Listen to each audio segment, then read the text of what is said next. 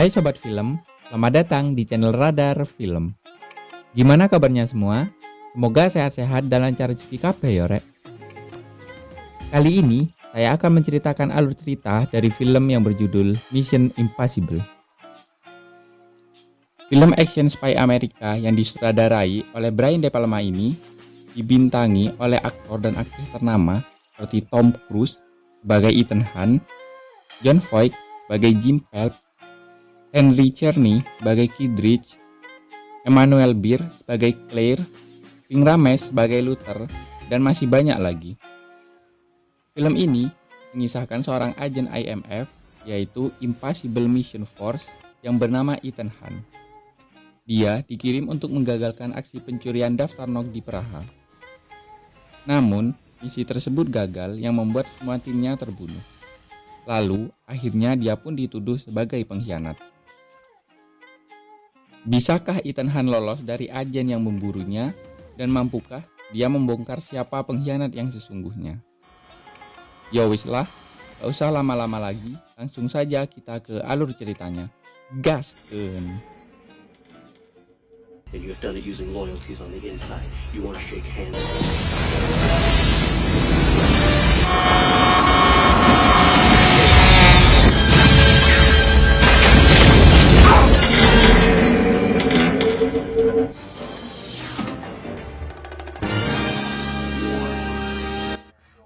Film diawali dengan memperlihatkan seorang agen mata-mata yang duduk di depan monitor. Dia sedang memperhatikan kakek tua yang sedang menginterogasi seorang pria yang diduga telah membunuh seorang wanita di sana. Dia memaksa pria itu memberitahu namanya. Dan setelah pria itu memberitahu siapa namanya, dia langsung diberi minuman berisi racun yang langsung membuatnya tewas. Dan ternyata kakek tua itu adalah Ethan Hunt yang sedang menyamar. Di saat rekannya menyikirkan mayat pria tersebut, Ethan Hunt menyuntikkan cairan kepada wanita yang bersimbah darah itu dan membuatnya terbangun lagi. Lah, mati suri kah ini?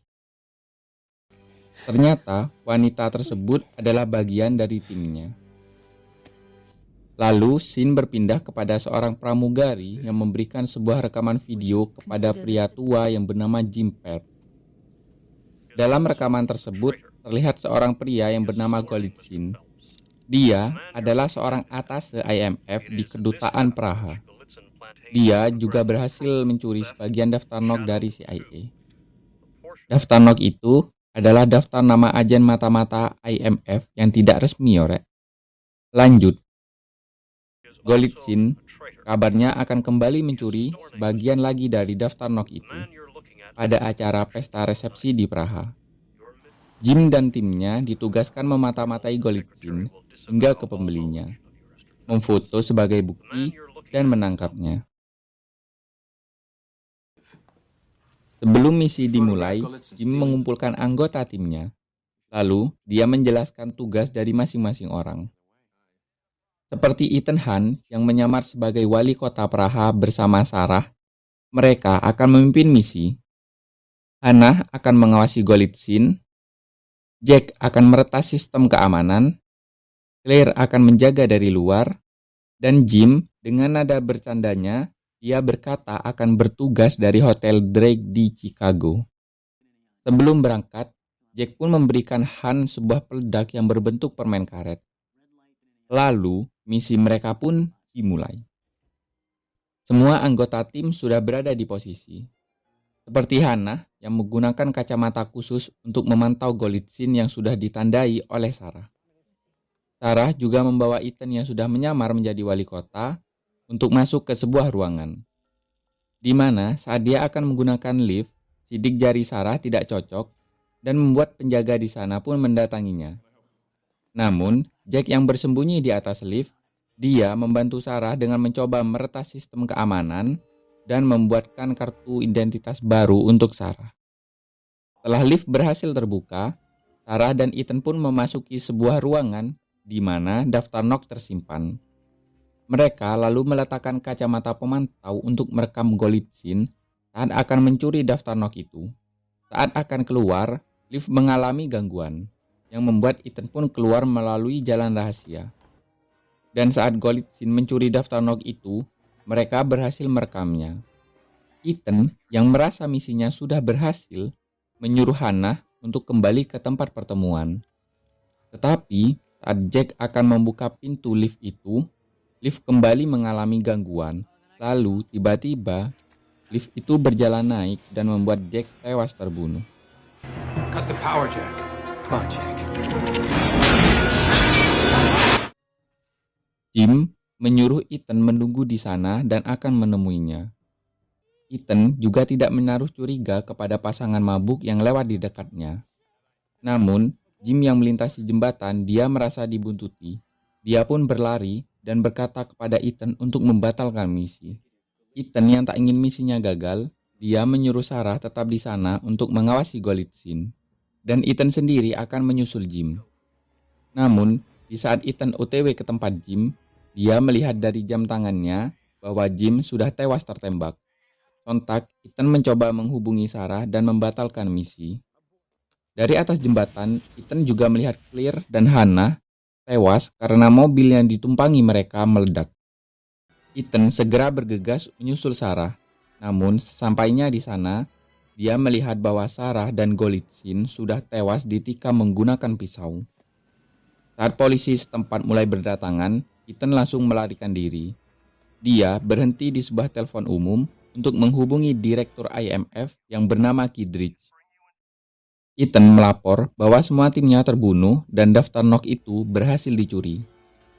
Kidridge lalu meminta Ethan menemuinya di tempat yang aman beberapa saat lagi. Setelah mereka bertemu, Kidridge berkata turut prihatin kepada semua anggota timnya. Dan dia memberikan paspor baru untuk mengeluarkan Ethan dari Kanada. Namun, Ethan merasa curiga karena dia baru sadar bahwa ada agen IMF lain di acara resepsi itu, yaitu pasangan mabuk yang lewat di sebelahnya, pelayan yang berdiri di belakang Hannah, dan pria berdasi yang duduk di belakang Kidridge. Ternyata Kidridge sedang mencari agen IMF yang menjadi pengkhianat dalam 2 tahun ini. Mereka berhasil memecahkan kode CESCA yang mereka tahu itu sebagai Max. Max itu adalah pengedar senjata gelap yang sulit untuk ditangkap, Yore. Lanjut. Max diduga telah menyuap salah satu agen dan berhasil memberi daftar Nog CIA. Dan ternyata, misi yang dijalankan oleh Ethan dan timnya ini bukanlah misi untuk mencegah pencurian daftar Nog itu, melainkan adalah untuk mencari tahu siapa pengkhianatnya. Dan daftar Nog yang asli masih aman berada di Langley. Golitsyn juga cuma pengalian perhatian, dia juga adalah seorang agen suruhan Kidridge. Lalu, karena Ethan adalah satu-satunya orang yang selamat dari timnya, Kidridge mencurigai Ethan sebagai pengkhianat itu. Mendengar hal itu, Ethan sangat marah karena merasa ada yang menjebaknya. Lalu dia mengeluarkan permen karet peledak yang sebelumnya diberikan Jack. Dia melemparkannya ke sebuah akuarium besar dan saat permen karet itu meledak, Ethan memanfaatkan situasi tersebut untuk melarikan diri dari sana.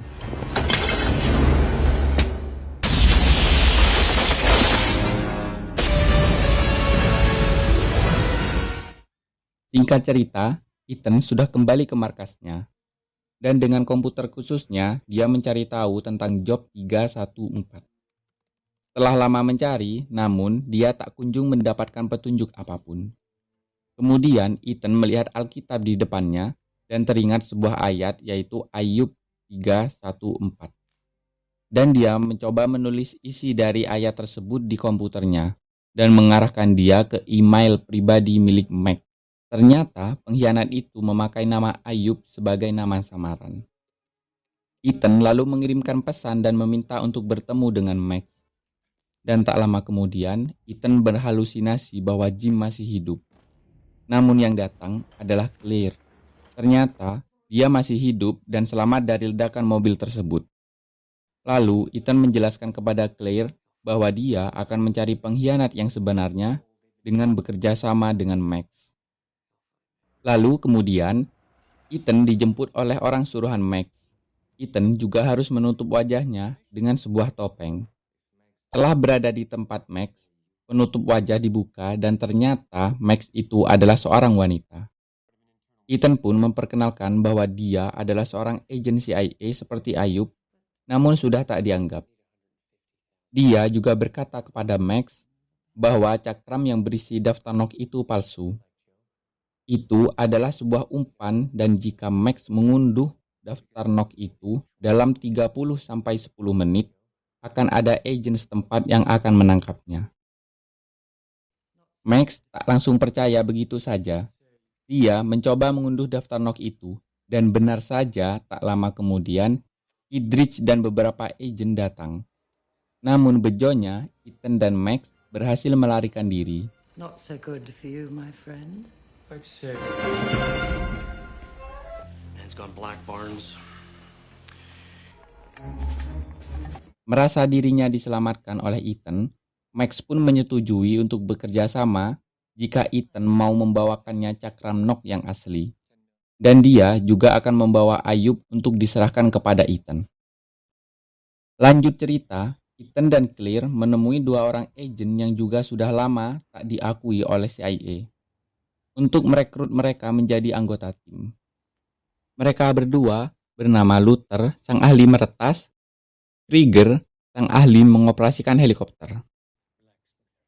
Ethan menjelaskan bahwa mereka akan mencuri daftar Nok CIA, di mana daftar itu berada dalam ruangan baja hitam yang dilengkapi berbagai sistem keamanan seperti sensor suara, kode 6 angka, itu pun hanya untuk ruangan luar. Lalu ada sensor pemindai retina mata dan kartu elektronik ganda yang hanya dimiliki oleh seorang pria yang bernama William Donlow. Di dalam ruang baja itu masih ada 3 sistem keamanan lagi yang bisa mengaktifkan alarm, yaitu sistem kepekaan suara, kedua, sistem pendeteksi suhu yang sangat peka meski hanya naik 1 derajat. Suhu di sana dikendalikan pendingin udara yang masuk lewat kisi-kisi di atas dan diberi laser keamanan. Ketiga, sistem kepekaan terhadap tekanan. Bila beban naik sedikit pun akan memicu alarm berbunyi dan menyalakan sistem pengurung otomatis. Awalnya, Luther tak mau melakukannya karena misi itu adalah misi yang mustahil baginya. Namun, dengan sedikit bujukan dan rayuan, mereka pun sepakat. Misi dimulai dengan 3 orang yang menyamar sebagai petugas kebakaran, sedangkan Luther berada di mobil untuk meretas sistem alarm kebakaran di sana. Claire memisahkan diri dengan masuk ke salah satu ruangan untuk berganti pakaian. Lalu Claire mendekati William Donlow untuk menaruh suatu cairan pada minumannya dan menempelkan GPS pada baju pria itu. Beralih kepada Ethan dan Krieger yang berhasil melumpuhkan penjaga dan masuk lewat ventilasi udara. Lalu, mereka memasang alat untuk mematikan sinar laser tersebut. William Donlow yang kembali ke ruangan itu kemudian merasa mual karena efek cairan sebelumnya, dan dia pun bergegas ke toilet. Ethan pun segera turun dengan sebuah tali yang dipegang Krieger dan menaruh alat pengukur suhu, kemudian dia segera mengunduh daftar Nok itu. Namun setelah data berhasil terunduh, tiba-tiba ada seekor tikus yang mengganggu Krieger dan membuat dia melepas tali yang menahan Ethan.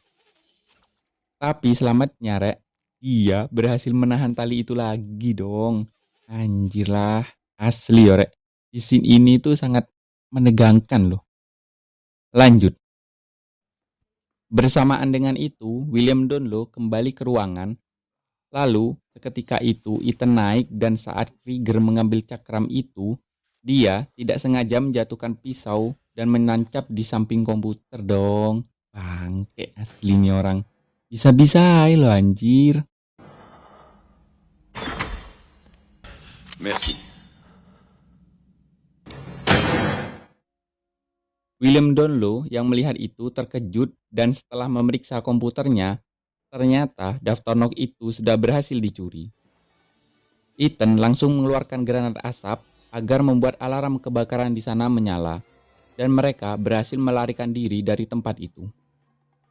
Singkat cerita, Ethan dan timnya yang telah kembali ke markasnya di London. Dia dan Krieger berselisih paham tentang cakram yang berisi daftar nok itu, di mana daftar nok itu berada di tangan Krieger. Namun dengan sedikit manipulasi, Ethan membuat Krieger berpikir bahwa daftar nok yang ada di tangannya adalah yang palsu. Namun setelah Krieger membuangnya, ternyata cakram itu memang cakram yang asli dong. Anjir lah.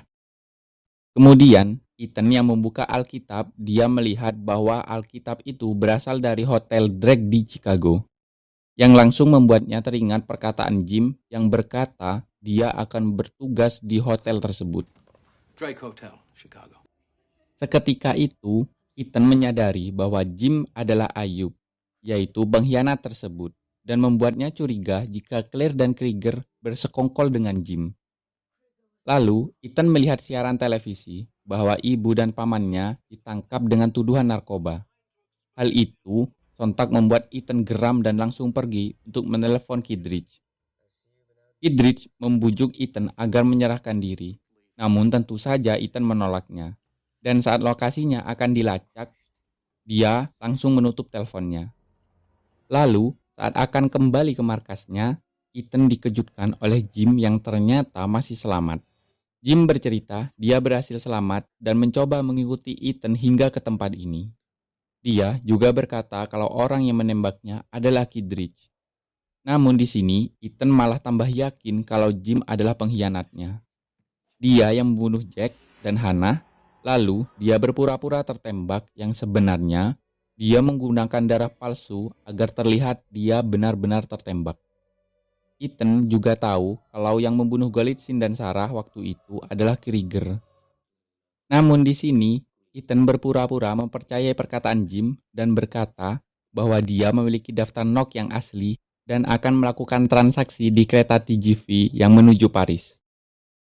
Lalu, Ethan kembali ke markasnya dan mengirimkan Max pesan bahwa mereka akan bertemu di kereta TGV yang menuju Paris pada tengah hari. Dia juga mengingatkan untuk membawa Ayub. Ethan juga mengirimkan sebuah surat dan jam tangan khusus kepada Kittredge, yang memberitahunya agar dia datang ke kereta TGV yang menuju Paris. Kittredge yang paham dengan maksud Ethan, dia bergegas menuju kereta tersebut. Di dalam kereta, Ethan memberitahu Max jika cakram daftar nok itu berada di bawah tempat duduknya. Dan setelah memastikan cakram itu benar-benar asli, Max memberitahu jika uang 10 juta itu berada di gerbong bagasi rak ketiga dengan kombinasi 314. Ethan juga bertanya di mana Ayub, dan Max menjawab, jangan khawatir, Ayub akan menemuinya saat Ethan sudah mengambil uang tersebut. Luther yang duduk di samping Max mengirimkan sinyal pengacau yang membuat Max kesulitan mengunduh data nok itu. Namun sayangnya, Kittredge datang dan membuat Luther harus pergi dari sana. Dia tak lupa meninggalkan alat pengacaunya di sana, tetapi petugas yang ada di sana memanggilnya dan mengembalikan alat itu kepada Luther. Waduh, apa zaman Pak Le? What's the problem? Connection denied.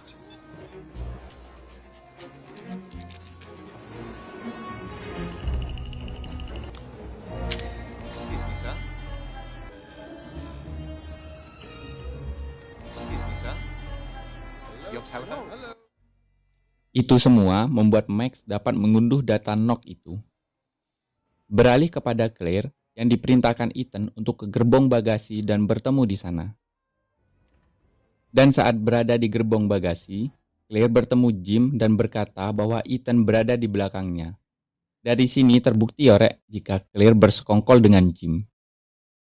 Lalu, ternyata yang berada di depannya bukanlah Jim, melainkan Ethan yang menyamar memakai topeng wajah Jim. Claire yang kaget dengan itu semua, lalu tiba-tiba Jim yang asli keluar dari persembunyiannya dan akan menembak Ethan. Ethan berkata bahwa dia sudah tahu permainan mereka bahkan sebelum dia berada di London. Lalu saat Jim merebut uangnya, Ethan memakai kacamata pemantau yang berhasil merekam dan membuat Kittredge tahu bahwa pengkhianatnya adalah Jim. Karena hal itu, Jim menghajar Ethan dan membunuh Claire. Lalu, dia melarikan diri ke atap kereta.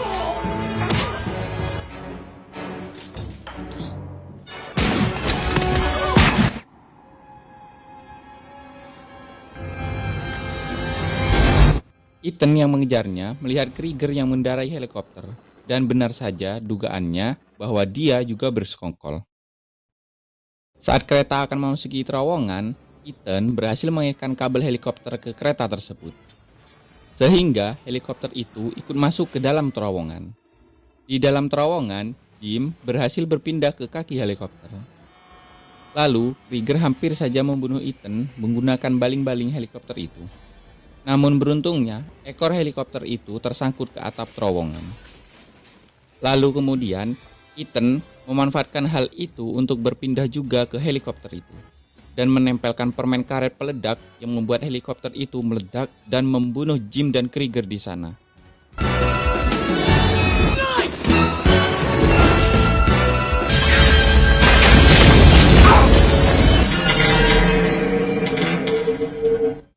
Terlihat Luther dan Kittredge yang juga berhasil mengambil daftar nok itu dan menangkap Max.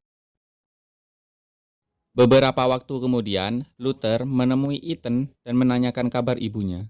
Dia juga memberitahu jika dia bertugas kembali menjadi agen di IMF. Kemudian, kita diperlihatkan kembali seorang pramugari yang menawarkan Ethan untuk menonton sebuah rekaman. Dan film Mission Impossible ini pun selesai.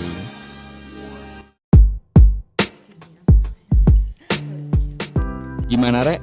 Alur cerita dari film Mission Impossible ini? Seru bukan?